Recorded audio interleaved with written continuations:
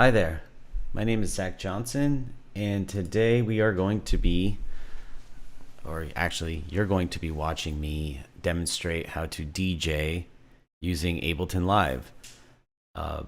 This is great for beginners and even on the intermediate level. If you do have some experience with DJing in Ableton, this might be a good refresher for you.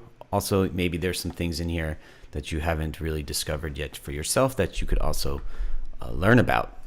And so what I'm going to do right now is actually I'm going to do a little bit of DJing, and then I'm going to walk you through the process. So again, this is for beginners, for introductory students that are wanting to learn about the live side of using Ableton Live in the session view, and actually kind of what separates Ableton from other digital audio workstations. Okay, so here we go. So we back again. We do it like this. So we back. We do it like this. So we back again. We do it like this. So we back. So we back again. We do it like this. With the new thing. We do it like this. So we back again. We do it like this. With the new thing. Like this, so we back again. Like this, like this, like this.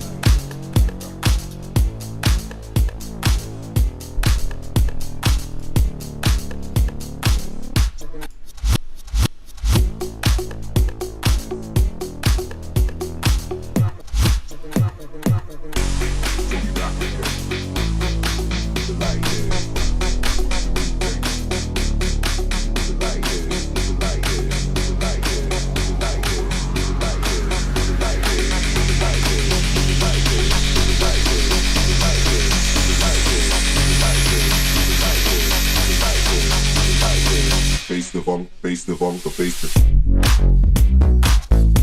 What's the new thing?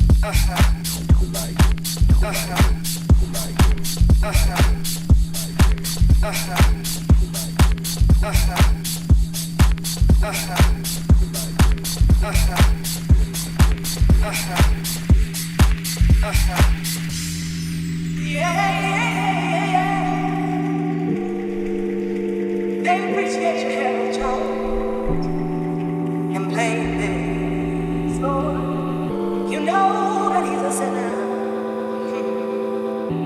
I saw his stash, oh Lord, with peace.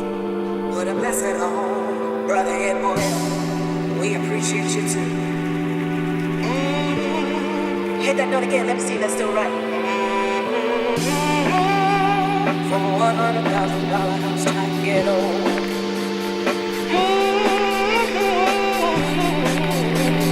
Call, let's on the wall. Let's get together, focus the joy gap here.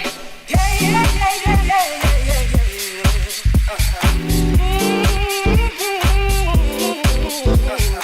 No, you don't need to wrestle no more.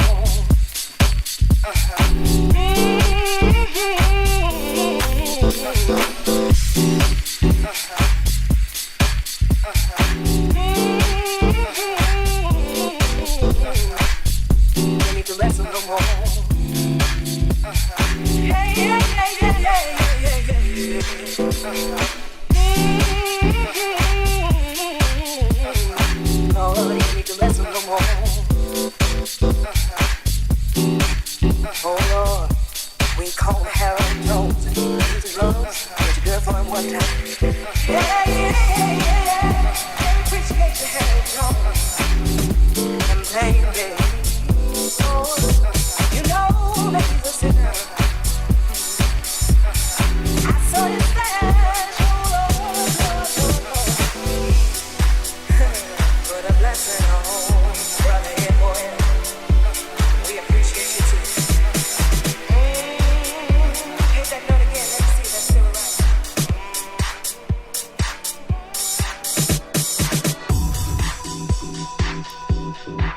So if you're wondering what you're tuning into right now, demonstrating how to DJ live in Ableton. This is a hybrid of using some MIDI capabilities on my MIDI hardware device, but then also showing you how you can also just use your laptop to DJ. Okay, so in a moment here, I'm going to walk you through the process, but I just wanted to give you a quick demo on how to DJ with Ableton. Okay, so stick around and I'll go through the process.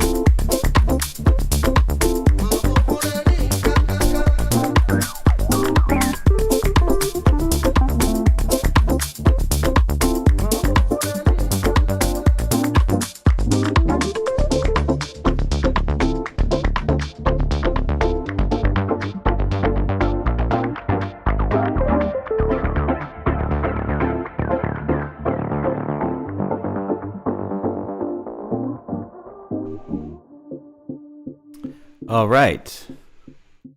So again, this was just a quick demonstration on how you could DJ live in real time using Ableton Live. Hence why Ableton, the company, calls it live. So I wanted to give you a demonstration. Again, this is just a quick demonstration on how you could DJ using Ableton Live. And now I'm going to walk you through the process. Okay, so you got just a sneak peek of this.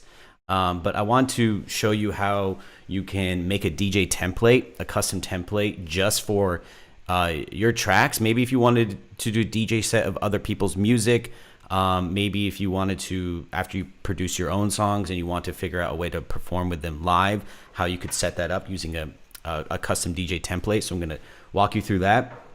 And then I'm going to walk you through 8 steps here, 8 steps including organizing your songs by tempo and key if possible, how you should organize your tracks once you decide you want to put a DJ set together. We're going to briefly go over warping and warp modes and which warp modes you should select, and some things to watch out when it comes to warping. And then I'm going to talk about how you can set up your sends and returns and even make some custom ones for adding effects. And then also the difference between using sends and effects for your decks or your tracks, but then also if you wanted to put effects right on the tracks themselves, which ones I recommend. Talking about the importance of having a limiter on your master and why that's essential. How to actually access the crossfader when you want to maybe transition from one song to the next, how you can actually blend these in a smooth manner, in a professional manner. And then also if you wanted to record your sets. So let's say you're doing a live stream like this, what I'm showing you right now, the demonstration on Twitch, or if you are doing a show or a concert and you want to record your set and maybe upload it later to something like SoundCloud or Spotify, I'll show you that process. And then getting into some more customization, some more advanced things like inserting additional scenes for if you want to set up any sort of follow actions, which I was demonstrating earlier here, if you want to create your own custom loops and how you can trigger those back and forth between different clips in Ableton. And then lastly, customization when it comes to MIDI mapping your controllers. So the exercise or the demonstration that I gave earlier, I was kind of a hybrid setup. I'm literally DJing using my Complete Control MIDI keyboard. Yes, I'm actually using a piano keyboard for DJing. Some of you might have access to MIDI controllers that are more designed for Ableton, like maybe a push 1 or a push 2, the Akai series. There's a lot of different step sequencer controllers that you can use for DJing, but I purposely wanted to show you how you could still DJ even with the bare minimum. And so again, a hybrid between my Complete Control keyboard by Native Instruments and actually just using my mouse and my laptop keyboard. So yeah, so rest assured, even if you don't have the latest and greatest hardware gear, you can still literally DJ using just your computer. So, okay, so let's go through this process here and let me show you exactly how I set this up. And yeah, and by the way, oh, side note, if you, because this is being streamed right now, if you happen to be watching, head over to Garnish Music on our YouTube page and you can actually ask me questions. So for the next 45 minutes, if you have any questions for me, I will be checking the chat in the YouTube channel page here for Garnish. So if you have any questions for me in regards to how I set things up, feel free to ask me questions and I'll try to get to them as soon as possible. But yeah, so again, for the next 45 minutes, just demonstrating how I put this DJ set together. Okay, so first things first, you're going to need songs, right? And there's a lot of different resources for downloading music. If you're using your own music, that's a great place to start. But if you are going to be putting a DJ set together, there's lots of different DJ pools. I'm not going to get into that as much, but there's tons of resources on the Garnish on our Garnish website, and I'll be giving you a link to that in a moment here. Or actually towards the end of this video, I'll give you more information on our DJ program, but then also the Ableton program and resources. So yes, once you find some songs that you want to download, you're going to want to put them into tracks. Okay. And so you can see here, I have this track that I renamed, an audio track I renamed it Deck A, and then a secondary track called Deck B. Now, the reason why I'm calling it Deck A and Deck B, because for those of you who are familiar in the DJ world, typically when you have a DJ setup, you have either 2 turntables or maybe 2 controllers with jog wheels or 2 CDJs with a mixer in between. So to give it more of or for it to make more sense as like a DJ setup, I recommend having at least 2 decks, and for each deck on Deck A have an X amount of songs, and then on Deck B have an X amount of songs. So depending on how long your set is going to be, whether it's 20 minutes, 30 minutes, or an hour. In this case, I set this up so it's only a 15-minute set. That's why you only see so many clips here, but you can see that you can keep adding clips after clips after clips. And what do I mean when I refer to clips? For those of you who might be new to Ableton, that these are the actual songs. Okay, so the songs, but when you're looking at the audio tracks here, you're actually looking at them as Ableton clips. Okay. So when you want to rename your tracks, when you first load songs in, okay, so if you hit Command T, you might be loading in an audio track, and ideally when I'm loading songs in, I might have an extra track loaded in, and I put all the songs in here. I arrange them by tempo and by key. If you can harmonically match your songs, it's recommended. Unfortunately, Ableton does not have a key detection device unless you're looking into some Max for Live audio effects. But ideally, you would use maybe something like Mixing Key, which is a third-party software that actually will give you not only the tempo, but will give you the key based off a system called the Camelot wheel. And for those of you who are wondering about Mixing Key, actually, if you do sign up for a DJing course here at Garnish, or an Ableton course, DJing or Ableton, we have a partnership with Mixing Key, and we can honor educational discounts. So just food for thought there. But as I load these tracks in, you'll see that I have them these tracks renamed, and I hit Command R and I named this one Deck A, and then I hit Command R in this one and renamed it Deck B. Okay, so once I get my tracks loaded in, I like to rename them with the tempo, which you can see here, and then with the Camelot system, this track is 11A. So in Mixing Key, you have tracks that's based in a numeric value from 1 to 12, and each number represents a actual key that your song might be in. So when I'm talking about key, I mean songs that are harmonically pleasing. So for example, I know that this song that's called Revival is in the key of E minor, and this track called Grace is also in the key of E minor. So harmonically, these tracks will work well together, regardless of the tempo. The tempos, I try to find tempos that are roughly within 10 beats per minute apart, because once you start to stretch past that, if you're trying to do a true DJ set in the sense that you're not trying to modulate or change the audio files too much, you want to keep them somewhere around the ballpark of the original tempo. I'd say no more or less than 10 beats per minute apart. But because these tracks are very close in tempo, they are also close in key, and that's why I intentionally group these two songs together so they harmonically match each other and don't sound too dissonant. So the cool thing about using Mixing Key and having tracks that maybe they're not necessarily in the same key, but they are at least the dominant or subdominant, meaning that they are closely related in key, so they should work together. That's why I start this track called Cream that blended earlier into Grace, which is in 9A. So from 11A to 9A is a jump. It's only one step of a jump, but it works well. Okay. So once you get your tracks loaded in, try to find the songs that are roughly around the same tempo, and then try to find songs that are roughly around the same key if you have that opportunity. Worst case, you might want to test your set to make sure the songs sound good together before. If you don't have something like mixing key, you can use your ears, the old school way, to hear if something is harmonically pleasing or not.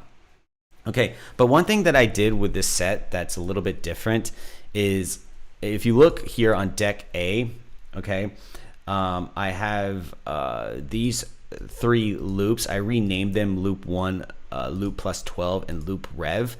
And these 3 loops are actually, I customized these because they're actually just shorter durations of the original song called Cream, but I'm using something called follow actions to, if you ever want to do some kind of hybrid remixing on the fly, or if you wanted to maybe chop up and modulate the original file and play around with it, do some glitchy kind of stuff, follow actions is a great way to do that. And I'll demonstrate in a moment how this works. But one of the most important things, once you get your tracks loaded in and you rename them, staying organized is key here, by tempo and key. The next thing you're going to want to do is make sure that your tracks have been warped correctly. What do I mean by that? That Ableton is actually reading the tracks correctly by tempo. So if this were an Ableton class, like if you actually were in a live session with us, whether that's through our Zoom classes that we do or in-person classes, we do a whole series on all the different warp modes and how to warp tracks correctly. Right now, I'm not going to really dive too heavy into warping, but it's important to note that you should definitely have warping activated. If your tracks are not activated with warp, you're going to get into trouble, especially when you're trying to match tempos together. So that's really important. And under this, you'll see that you have different warp modes. There's beats, tones, textures, repitch, complex, and complex pro. They all have their strengths and weaknesses. There's some really creative things that you can do in beats mode, same with repitch and texture and tones mode. But when it comes to full complex audio waveforms, meaning actual full songs that have either vocals or chords, harmonies, drums, rhythm, bass, etc., it's recommended that you set all of your tracks to complex pro mode. Okay, so complex pro mode, with the expense of running your CPU a little bit hotter, it's not that big of a deal. But if you want to preserve the actual quality as much as you can, because as soon as you activate warp, what the warp engine does, it adds a little bit of compression, especially when you start adding warp markers. But if you leave it in complex pro, it will sound as close to the original as possible when you're doing a live DJ set. In this case, I wanted to make sure these tracks kept their key, and if I did decide to change the tempo, the key would not shift. It would stay in its original form. Okay, so yeah, make sure all of your tracks are warped correctly, and you have them in what's called complex pro mode. And for what it's worth too, just one kind of pointer I can suggest and give you is when you are warping your tracks, make sure you find the downbeat. Okay, and then your clue into knowing if you've actually matched the correct tempo or not is also looking at your segment BPM. A lot of times when people are starting out using Ableton Live, they assume that the master tempo up here is what's in line with what's happening with the original segment BPM. That's what this is here. So your segment BPM is not necessarily meant to match what's happening in the master tempo. The master tempo is only for outputting playback. So the cool thing is, once you get your tracks warped in real time, you can do things like this, where if I come over to the scene section, I can play both of these tracks at once. Okay.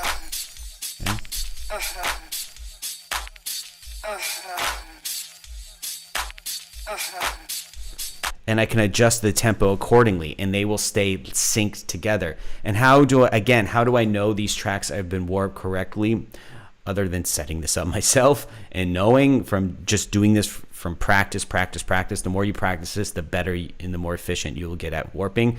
But also using the metronome to see if the metronome click matches with the actual beat of the down beats that you're hearing in this 4/4 time signature.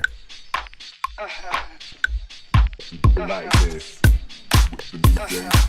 Okay. Like this. So we back again. Okay, so Like this. even though I'm playing both of these at once and I'm playing them at both different tempos, this one's originally 122, this one's 122, but the master is outputting at 120. But if you look at my segment BPM, it says 122. Okay, so that's important that you do that. Warping and warp modes, getting your tracks synced to Ableton, and then running them in Complex Pro. Right, next. Sends and returns, okay, for effects. So if you notice earlier when I was doing this live demonstration, you might have seen me, tweaking my elbows, poking my elbows, and doing this kind of action. It wasn't to necessarily look cool, okay? So a lot of times people think that maybe is the DJ really doing something when he's kind of doing this motion? The answer is yes, okay? Well, they should be. And in that case, I actually am running these sends here. Okay, so this send A is going to this return track, which is just a standard Ableton reverb. And then send B is delay. So send B is going to this delay. And what that allows me to do with both decks, by the way, simultaneously, I can be running this. I can be adding effects in real time. And I have this MIDI map to my keyboard, but really what it sounds like, if you wanted to see, if I hit play here, okay. Like this. Like this. Okay. So we back again. Like this. With the new thing. Like this. Okay. So I just demonstrated how there's a reverb send. The send A is going to reverb A, and then on B we have delay. Okay, so again, if you're trying to, when is a good time to use effects? I love using effects when I hear claps coming in, or when I hear a vocal hit, or maybe the part of the song where it actually breaks down into either the bridge or the breakdown, depending which genre you're mixing in. But also it's great for transition. So sometimes I'll use reverb to wash out a signal, mixing and blending into the next track. Okay. And the cool thing is that even though this is, again, just a basic kind of setup, but you can customize this later. So if you wanted to, hey, reverb and delay are cool on their own, but if I wanted to add more returns and more sends, you can do that. And the key command is Option Command T. Okay, you can also right click in here to add a return track. And in this return track, Ableton, by the way, Ableton 11, Ableton Live 11, they actually introduced some more effects in here. They're really cool. Just different types of delays that you can try out, different modulators, different pitch and modulation. So one of my favorites is using the phaser flanger combination, and if I want, I could go ahead and just drag and drop that right onto a return track, and then automatically it's set to C send. So again, if I'm playing something like this track, for example, okay, I can send it to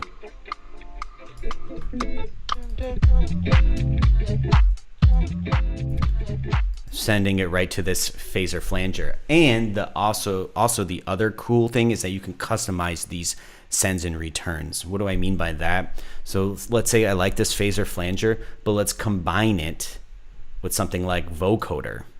Yeah, so you can actually stack more than one effect into a return and send track.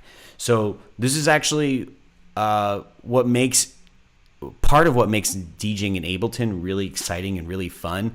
And this is not a knock on other DJ softwares, because if you're DJing with Serato and Rekordbox and Tractor, those are wonderful programs. But because Ableton is first and foremost a digital audio workstation, it's not just for DJing live, it's for producing as well. So this is kind of one of the things I think Ableton has up on other DJing software programs. DJing software programs strictly just for DJing, whereas this is a hybrid setup, and you can definitely do some crazy customizations here. Crazy. Why did I say crazy? I mean, you can really just get experimental here, and you can make it crazy if you want in a fun way, right? But anyways, so returns and sends is a great way to just send your signal, which is either deck A or deck B, into one of these sends, whether it's reverb, delay, and you could do more than one at a time. I could send A and B at the same time, maybe mix that with C. And what you're really looking at here, think of this as like a dry wet knob. So from the very beginning, 0%, and then if I send it all the way up, that's 100%. So 100% of the signal is going into the return track, which then in theory is going to the master channel outputting. Okay, the one thing I'll say though to be careful or watch out for is when you're using effects, especially like reverbs and delays, be careful how much you output, how much you send. Here's a tip for you: less is more when it comes to effects when DJing, because remember that a lot of times these effects can add actual extra amplitude, and that can cause distortion. It can actually, if you send too much of the signal going into the return track and then outputting to the master, that can actually cause some unwanted clipping and distortion, and also it can make the track itself seem louder than it really is tended to be. Like the actual effect can be louder than the song itself. So you want to watch out for that. If you're wondering what's kind of the cutoff, where do I like to cut things off? It depends, but on the safe side, on the conservative side, I would say no more than, if you're thinking this as like a clock, you could say like 3 p.m., maybe like 75% is the max I would do for most of these effects. Once in a while though, if I am going to crank it all the way to 100%, I don't hang out there too long. Meaning that if I'm going to bring an effect all the way up 100%, I will try to only do that for a short amount of time, and then dial it quickly back to the beginning. Okay, you have to experiment with these things, guys, and really I think one of the great things about DJing in Ableton is recording your sets, and I'll talk about that in a moment. But it's actually a wonderful way to self-reflect and critique your own set. So if you're not sure how much effect is being applied, do a quick recording, and then you can listen back and see like, oh, that either sounded great or did not sound great, and I need to maybe dial these things and tweak them later. But let's keep moving on here.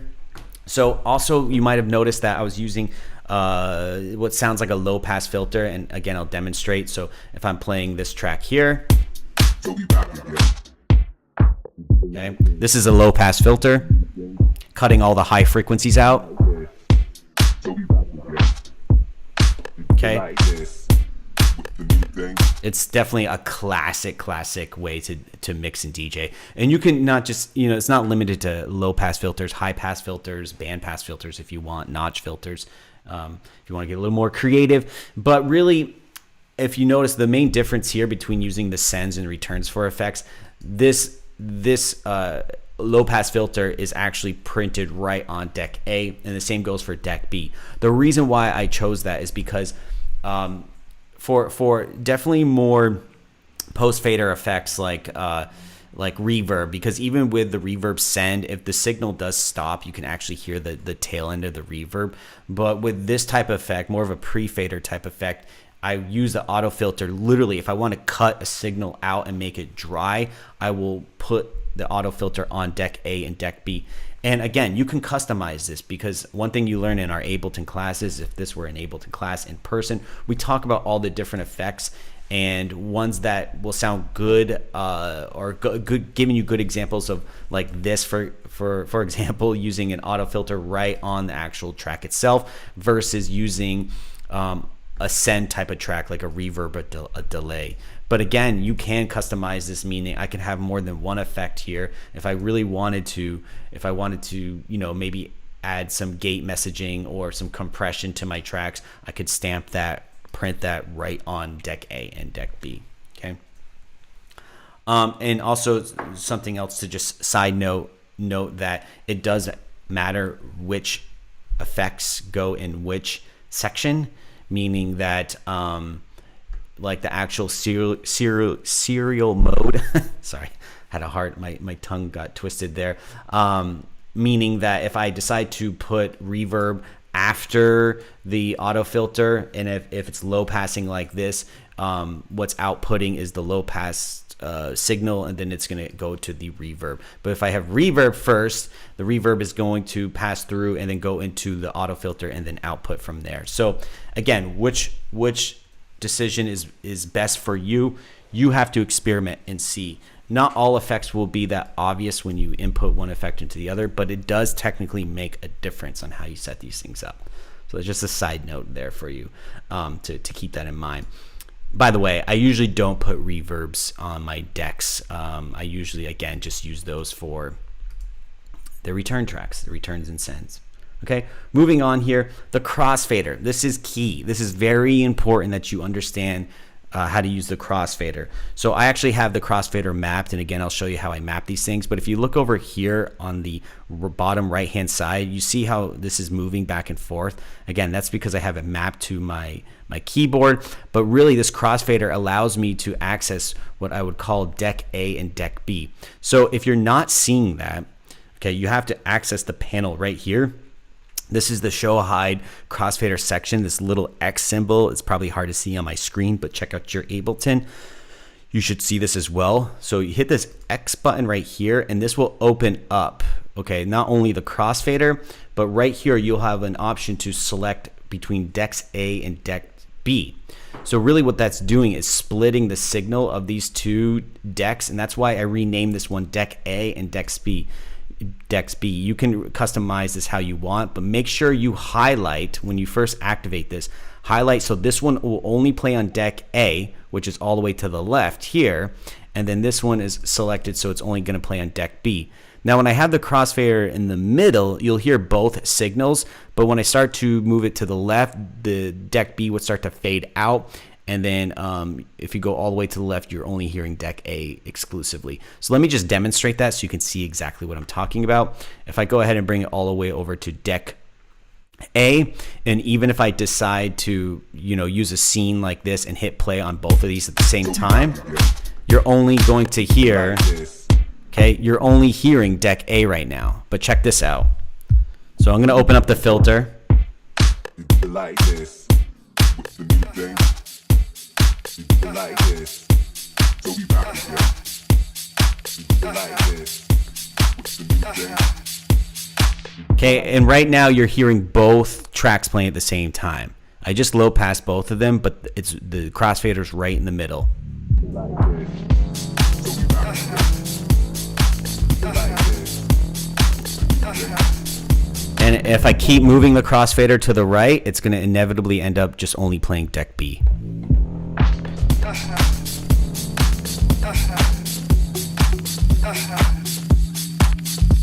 Okay. And so you can see here, if you look at deck B, the signal that's coming through is only on deck B. And let me move it back to deck A.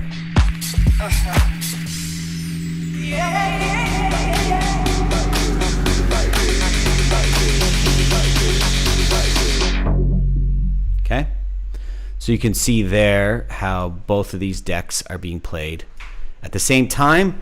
Even though they might be playing at the same time, that doesn't necessarily mean you're going to hear both of them at the same time. And that's because of this crossfader.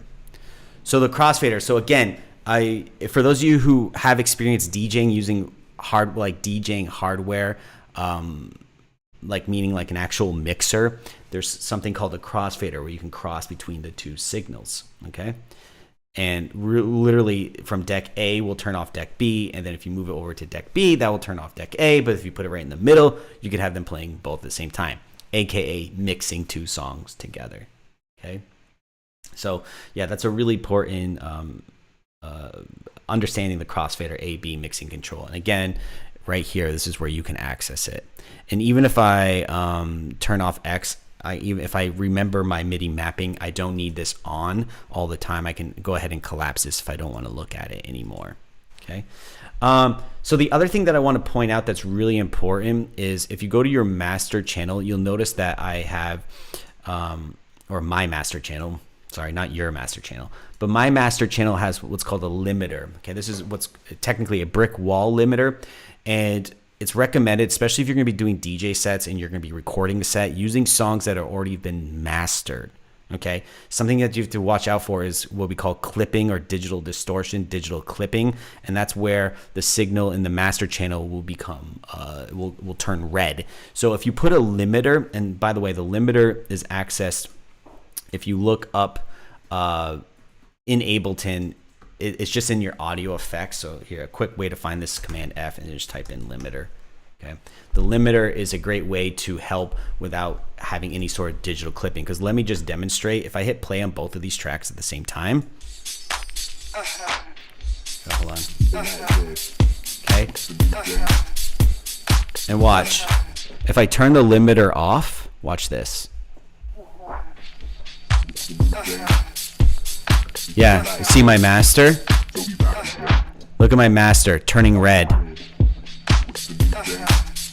And then when I turn the limiter back on, okay, the tracks are no longer clipping. So how's that working? The limiter, basically being a brick wall compressor, is making sure nothing goes past the ceiling mark. Okay, it's not allowing it to punch through and causing clipping. So this will save you, especially if you're doing a live show and you're playing on a big stage. Yeah, you don't want to blow the speakers. You don't want to blow your eardrums. You don't want to blow your headphones. This limiter will help you make sure that you don't do that, okay? So be careful of that. You can still cause distortion, but at least you won't blow your speaker system. Because in Ableton, being that it's a digital audio workstation, yes, you could be sending signals that can get quite loud. So you want to be careful with that, okay? So definitely recommend having a limiter. Now, you don't have to use Ableton's limiter. There's different types of limiters out there, third-party ones, but Ableton's limiter is, suffice it to say that this would be completely fine. This one works well in Ableton, okay? So next, recording your set. Now, how do you record your set? Earlier, I was demonstrating how to play tracks, but what I like to do, so I can maybe either, if I end up loving the set that I did at a show or live on stage or even my home bedroom studio, I want to record a set and then share it with the world. It's very easy to do, and this is what happens when you go to start playing your songs. Well, before you start playing your songs, you can come up here and just hit record, okay? And then I'll start playing my set.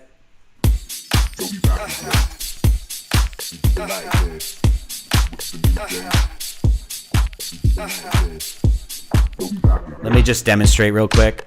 Like this with the new thing. So we back again. So we back with the new thing. Like this. So we back again. Like this.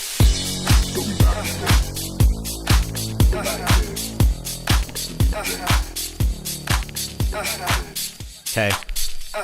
So quickly, just kind of demonstrating how I could record my set. But once you hit record, you can hit stop. And then if you hit tab on your keyboard, you can come over here and you can actually access and see your set being recorded, okay? So you have to be careful though. One thing that I forgot to do is making sure that I'm back in arrangement view. My set actually technically didn't record, so you need to be careful with this. But actually, no, it did record. I'm sorry. Yes, for a second there, I panicked. I was like, "Woo! I forgot to hit record." No, I did hit record. It recorded it over here. So that's not ideal. But so yes, we all make mistakes. Okay, so I totally screwed that up. This is why it's exciting to record live, guys. Very, very fun to record live because you never know what's gonna happen when we're live. Okay, we're not on like a 2-minute delay where I can fix things. But the good lesson here, make sure you start at the beginning. Okay, so this is the arrangement view. This is where you would see your recorded set. So let me just demonstrate this one more time, but do it correctly, okay? Yeah, I'm seeing some comments here. Oh, wow, very different to CDJs. It is different to CDJs, right?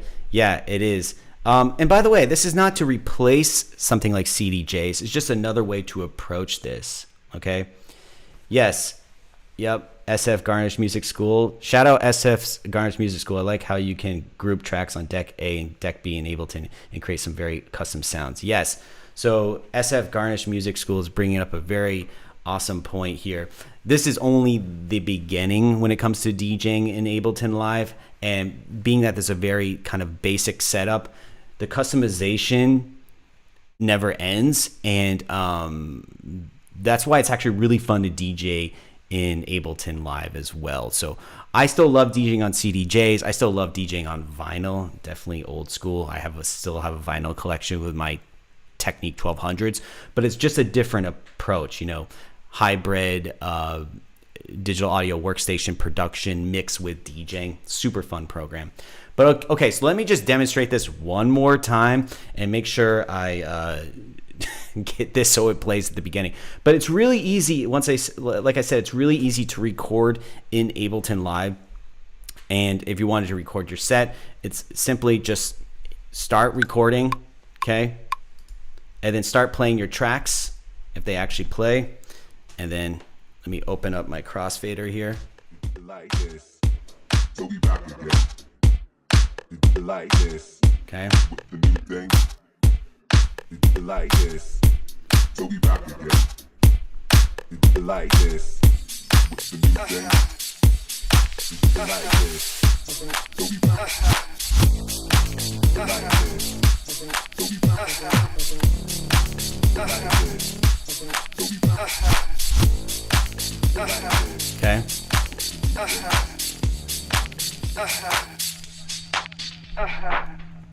Okay, so I'm going to go ahead and stop this. Again, just quick little demonstration of mixing these things together. Okay. And then so now when I go back, hit tab to go back to the arrangement, you can see the beginning of my set recorded here. And it will include even the follow actions that I did. And the nice thing is too, everyone, so if you wanted to actually start recording live sets, you can always edit your sets later. Okay, so that's one of the other great things to just recording in Ableton Live and DJing, but also that the fact that it's a digital audio workstation. Whereas sometimes, you know, if you're using some other DJ software programs that don't have that customization of going back and editing your sets, in Ableton, you can do that. Okay, so again, if this were a in-person class, or if you were signed up for one of our classes over the internet via Zoom, we would walk through this process a little bit more. But because we're only here for 1 hour, I'm not going to really dive into that right now. But at least to get you started and get you going, this should be plenty. Okay, so I'm going to go ahead and just delete this. I'm just going to come back over here because there's a couple more things I want to get through with you. And the next is inserting scenes to create loops. Okay, so if you look down over here, you'll see that I have this one track called Portray, okay? Portray My Heart. And below that, I have Portray My Heart again, just the color's a little bit different. And it says loop, all caps. Okay, that's to let me know that I actually have a loop here. So I created a copy of this. But how did I create this copy? The cool thing is in Ableton is that it's really easy to create carbon copies by holding down the Option key and then just clicking and dragging down. But what I did with this Betray My Heart track is I said, look, I don't necessarily want to play the entire track all the way to the end, especially for demonstration purposes. But I created a section of it where I just made a 8-bar loop. So if I wanted to start playing the next track with this track, what I could do is hit play on this song. And then when I'm ready, okay, I can quickly just hit this loop right here and then jump into it. And no matter what, until I hit stop, it will just keep looping. Okay. So that was kind of, something that you might have not realized earlier when I was demonstrating, that this was just a loop, but now that you can see it here, so that allows me to start playing the next track. Okay. And mix them together.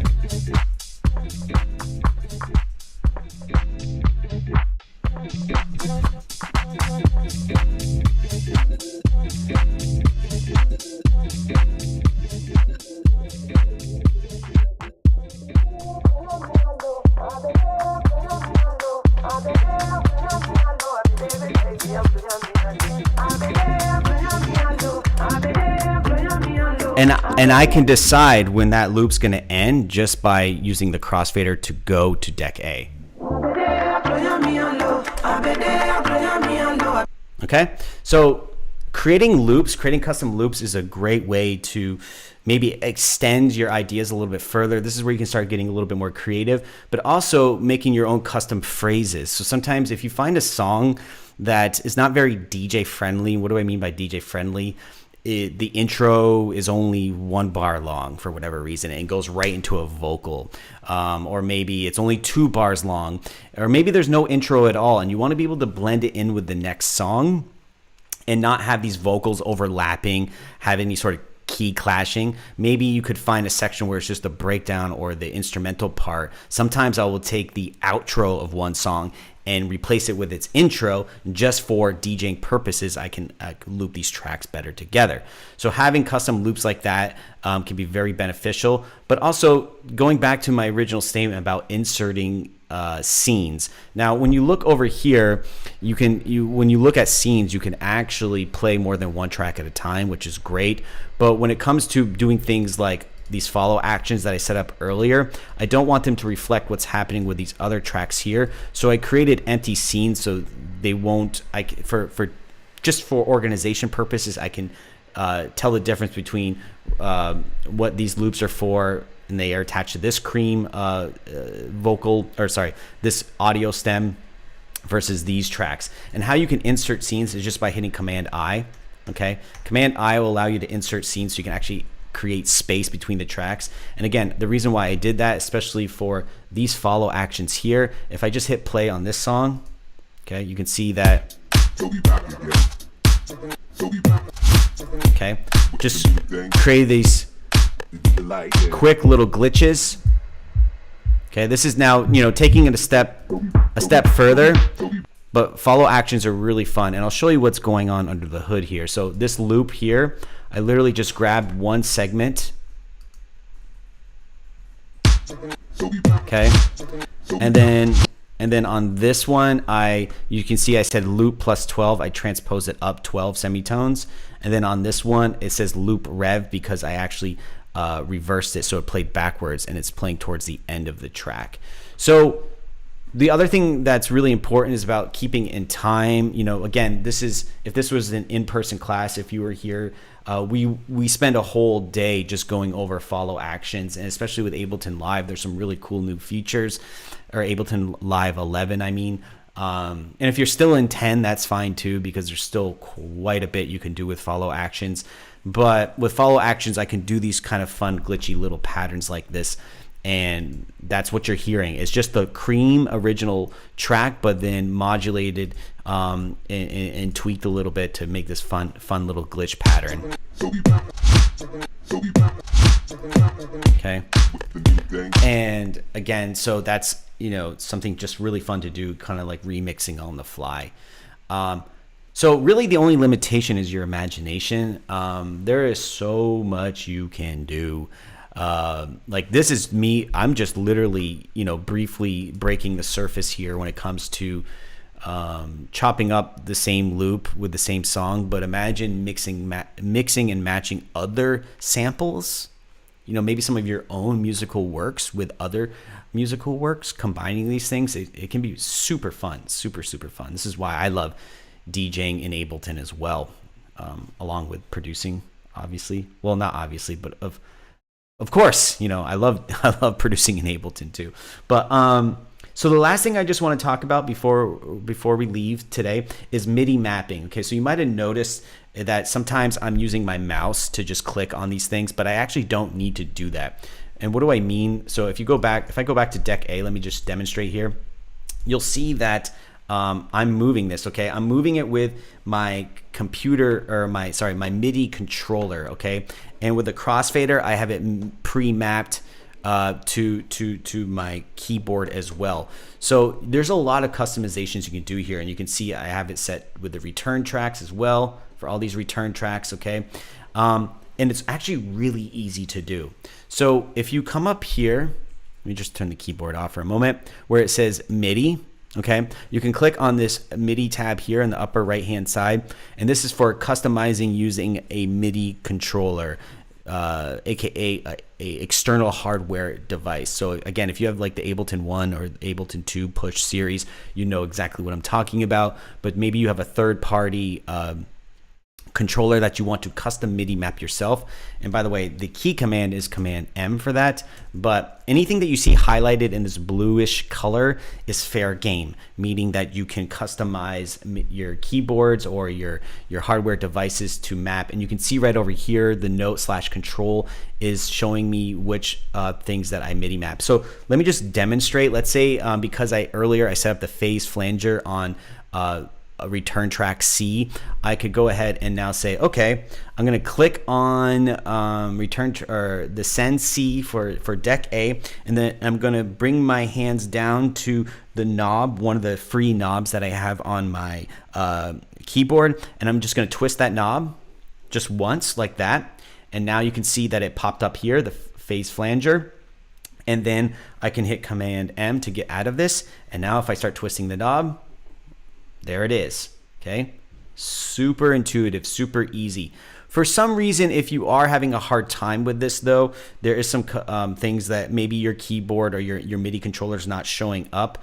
You can go to your preferences, and this is a really important section to understand and to know, and we talk about this in our Ableton classes, but under here, this is where you would see your control surface with the input and output controls, and then the MIDI ports for the in and outs with track sync and remote, and then with MPE for anyone who has Ableton 11. MPE is one of the newer MIDI functions that's really fun, but I'm not going to dive into that right now. But this is an important section, so you might need to access your controller, and you can see here Ableton's list just continues to grow with all these different types of controllers that I guarantee if you do have a controller like an APC 20 or APC 40, all of these different third-party controllers live here. Okay, so one last little tip that I want to give you is that, let's say if you want to do some customization with the volume control, one thing that I've noticed is that when I use something like here, let me just go ahead and MIDI map the volume control. Let's see if I use, so I'm just using my keyboard here. Okay, the one thing that so look, if I go to, I'm using my pitch wheel or not my pitch wheel, my mod wheel to use this for volume control. But if you notice, if I go all the way up, it goes past 0 dB, which can be an issue. That can cause unwanted distortion. The tracks will be inconsistent, especially if I'm trying to get right at 0.